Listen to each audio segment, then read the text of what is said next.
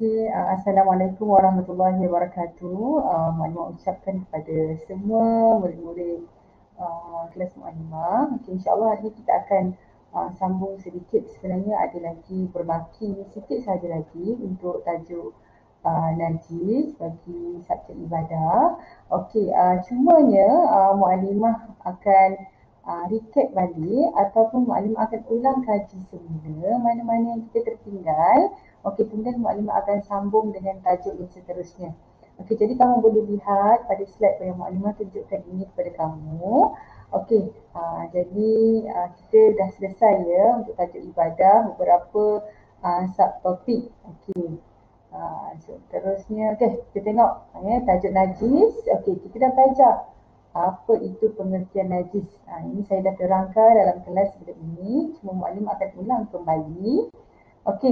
Najis. Najis ialah benda kotor yang keluar dari kubul dan dubur yang membuatkan ibadah menjadi tidak sah jika terdapat pada badan, pakaian atau tempat solat, dan sesuatu benda kotor yang menyebabkan tidak sah ibadah kamu kalau ada pada pakaian, badan ataupun tempat solat. Bukan saja boleh keluar daripada kubul dan dubur, malahan apa-apa sahaja benda atau benda kotor yang boleh menyebabkan solat kita tidak sah.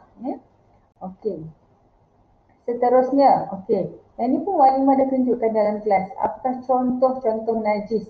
Antaranya ada tahi, air kencing, muntah, darah, anjing, babi ataupun khinzir, bangkai haiwan, nanah dan juga arak. Ini Mu'allimah dah terangkan dalam kelas. Jadi Mu'allimah hanya ulang kembali sahaja. Seterusnya kita tengok pula pada yang kedua, bahagian-bahagian najis. Yang ini pun Mu'allimah dah terangkan dalam kelas, cuma Mu'allimah akan ulang kembali sahaja untuk kamu lebih menguatkan lagi kefahaman kamu. Kita tengok dekat sini bahagian najis. Ada 3 jenis najis. Ada 3. Yang pertama muhaffafah, iaitu najis ringan. Yang kedua najis mutawassithah, najis pertengahan. Dan yang ketiga najis mughallazah, iaitu najis berat. Ikut sama-sama Mu'allimah. Najis muhaffafah. Baik. Najis mutawassithah. Baik. Dan yang terakhir najis mughallazah.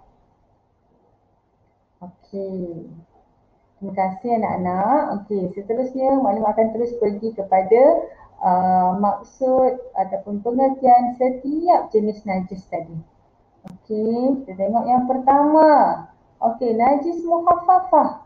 Ataupun kita panggil najis ringan. Apa itu najis muhaffafah ataupun najis ringan? Comelnya Mu'allimah gambar baby tu. Kenapa ada gambar baby? Najis muhaffafah ataupun najis ringan ini ialah air kencing kanak-kanak lelaki yang berumur kurang daripada 2 tahun yang hanya minum susu ibunya sahaja. Jadi najis muhaffafah ni adalah terjadi kepada kanak-kanak lelaki yang berumur kurang daripada 2 tahun dan dia minum susu ibunya sahaja. Dia tak makan nestem, tak makan apa-apa makanan, tak makan burger, tak makan nugget. Itu contohnya lah terjadi kepada kanak-kanak lelaki sahaja. Kalau kanak-kanak perempuan tak ada, dia bukan najis muhaffafah. Jom kita tengok seterusnya. Najis mutawassithah. Najis mutawassithah ni adalah najis pertengahan, dekat tengah-tengah. Muhaffafah, mutawassithah dan mughallazah. Jadi najis mutawassithah ini ialah najis selain daripada najis muhaffafah dan mughallazah. Jadi contoh-contoh ni adalah seperti contoh yang Mu'allimah dah terangkan awal tadi. Ada nanah, ada darah. Itu contoh. Tapi dia mesti selain daripada najis muhaffafah dan mughallazah. Okey, ni contoh gambar ni kamu tengok gambar bangkai haiwan. Jadi bangkai haiwan adalah merupakan najis mutawassithah. Okey. Seterusnya, ini najis mughallazah atau kita panggil najis berat. Okey. Najis mughallazah atau najis berat ini bererti anjing dan babi ataupun khinzir serta kotoran daripada keduanya atau salah satu daripada keduanya. Okey, jadi apa-apa sahaja yang melibatkan anjing dan juga babi tadi itu adalah dikategorikan sebagai najis mughallazah. Okey, dia najis berat ya. Okey. Tengok tu gambar anjing dan itulah gambar babi. Okey.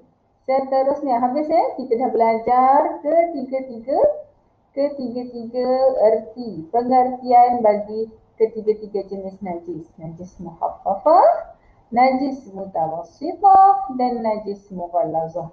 Okey, seterusnya jom kita pergi kepada slide seterusnya. Cara menyucikan najis mengikut jenis. Okey, ada 3 jenis najis tadi. Setiap najis tadi cara nak menyucikan dia, nak bersihkan dia semua berbeza. Jadi kamu kena tahu sebab kalau benda ini berlaku kepada kamu, jadi kamu tahu ya, kamu ada ilmu macam mana cara untuk menyucikannya. Okay, jom kita tengok pada najis yang pertama.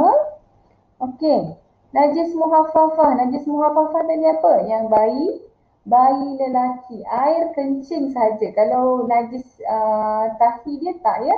Air kencing bayi lelaki yang berumur kurang daripada 2 tahun yang minum susu ibunya sahaja.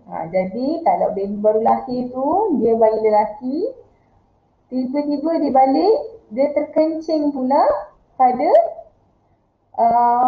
atas katil, atas tilam, macam mana. Jadi cara nak menyucikan dia adalah yang pertama sekali kamu mesti lap najis tersebut. Okey, lap najis mesti menggunakan kain yang kering. Okey, lap najis tersebut, kemudian ambil air mutlak, segayung air mutlak, kamu hanya memercikkan. Memercik tu macam mana? Memercikkan air mutlak ke kawasan yang terkena najis sahaja. Hanya percik sahaja. Maka selesailah untuk cara menyucikan najis muhaffafah. Najis muhaffafah mudah sajalah cara untuk menyucikannya.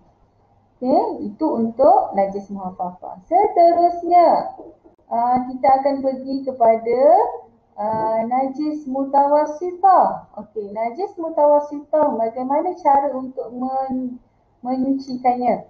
Okey, yang pertama, okey, contohnya, okey, najis mutawassithah, contohnya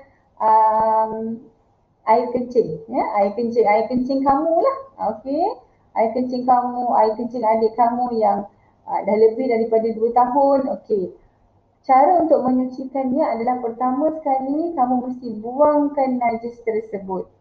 Kalau dekat atas lantai ada air kencing ataupun tahi adik kamu, pertama sekali kamu kena buang dulu najis tersebut. Ya, air kencing tersebut lap dahulu menggunakan kain yang kering supaya tak dampak dah air kencing tersebut dekat atas lantai tersebut. Kemudian buat apa? Yang kedua, basuh bahagian yang terkena najis dengan menggunakan air mutlak sehingga hilang bau, warna dan rasanya. Jadi bila buangkan tu jangan terus jiras dengan air. Buangkan dahulu kain tu buangkan dahulu najis tersebut.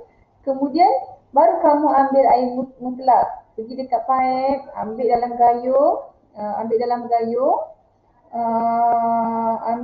gayung tersebut air mutlak. Okey, dan kemudian basuh bahagian yang terkena najis sahaja. Tak perlu kalau semua tempat air terkencing dekat satu tempat kemudian basuh dekat satu buah rumah. Tak perlu. Jadi basuh kat tempat yang terkena air kencing sahaja. Sehingga apa? Sehingga hilang bau, warna dan rasanya. Dah tak ada bau hancing, dah tak nampak warna kuning. Okey, rasa macam mana? Rasa ni bukan kamu rasa sahaja, tapi rasa tu menggunakan tangan. Dah tak ada rasa berair, dah tak ada rasa melekit. Okey, itu maksudnya rasa. Okey, habis. Begitulah cara untuk kamu menyucikan najis mutawasifah. Okey, kemudian kita pergi kepada najis mughalazah. Najis mughalazah yang mana? Najis yang berat tadi. Ya. Anjing dan babi tadi. Okey, jadi macam mana? Okey, yang pertama kalau kat rumah kamu tiba-tiba ada anjing lalu dan meninggalkan najis dia dekat hadapan rumah kamu, macam mana nak membersihkan najis mughalazah tersebut? Yang pertama, kena buangkan dahulu najis tersebut. Jangan terus jirus dan sebagainya. Buangkan dahulu najis. Kemudian basuh dengan air mutlak yang bercampur tanah satu kali. Okey, ada satu air mutlak, kamu campurkan dengan tanah, itu satu kali saja. Basuh yang pertama. Kemudian basuh atau bilas dengan air mutlak sebanyak 6 kali sehingga dia kini bersih, hilang bau, warna dan rasanya. Air mutlak 6 kali dan air bercampur tanah tu satu kali. Ya, ini memang cara untuk menyucikan daripada najis mughalazah. Okey. Seterusnya, okey, dah habis Jadi maklumat dah terangkan berkaitan dengan cara untuk kamu menyucikan najis-najis tadi. Ada najis muhaffafah, ada najis mutawassithah dan najis mughalazah. Okay, seterusnya mari kita lihat. Okey. Hikmah bersuci daripada najis. Kenapa Mu'alimah? Kenapa kita kena juga bersuci daripada najis? Mesti ada hikmah-hikmah dia. Ingat tak Mu'alimah cakap hikmah tu maksud dia apa? Kelebihan yang tersembunyi. Okey. Kenapa? Mari kita tengok. Pertama sekali supaya kerana untuk hikmahnya adalah amal ibadat kita diterima oleh Allah. Kita nak menghadap Allah, kita kena pastikan kita semua suci.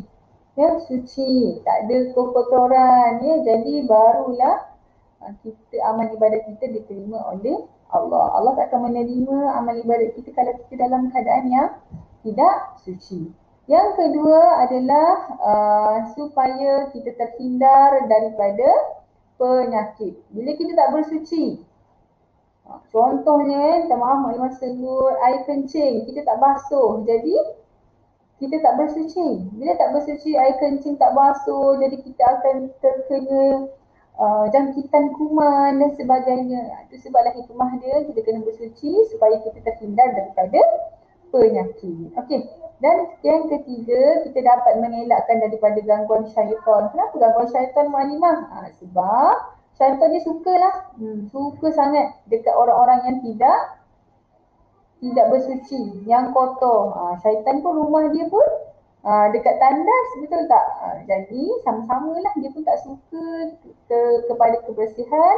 Yang suka kebersihan ni hanyalah Allah Subhanahu Wa Taala. Jadi kita pun kenalah suka apa yang Allah suka. Kita kena menjaga kebersihan. Okey, dan yang terakhir adalah disukai oleh Allah dan orang lain. Bukan Allah sahaja suka bila kita jaga kebersihan, bila kita bersuci. Malahan ahli keluarga kita, sahabat-sahabat kita, guru-guru kita semua akan menyukai kita jika kita menjaga kebersihan dengan bersuci. Okey, jadi Maklumat harap kamu semua boleh faham apa yang Maklumat sampaikan. Okey, untuk latihan pengukuhan nanti Maklumat akan berikan selepas ini. Okey. Jadi itu saja daripada Maklumat Najibah. Assalamualaikum warahmatullahi wabarakatuh.